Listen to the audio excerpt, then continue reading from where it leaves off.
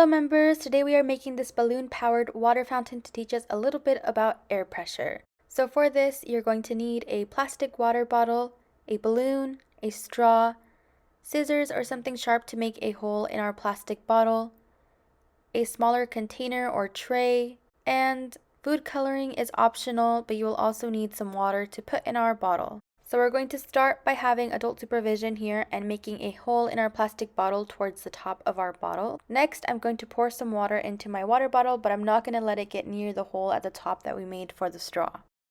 And just for fun, I dyed my water green, but that is completely optional.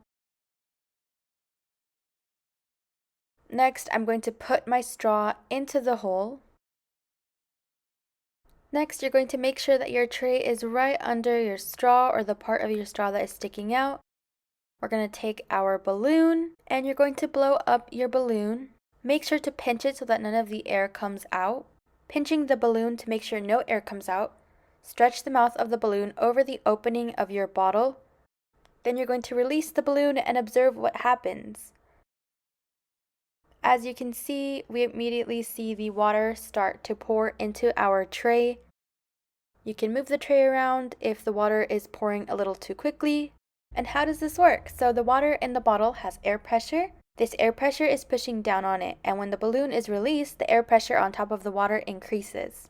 This increased pressure forces the water out of the straw, and that gives us our balloon-powered water fountain.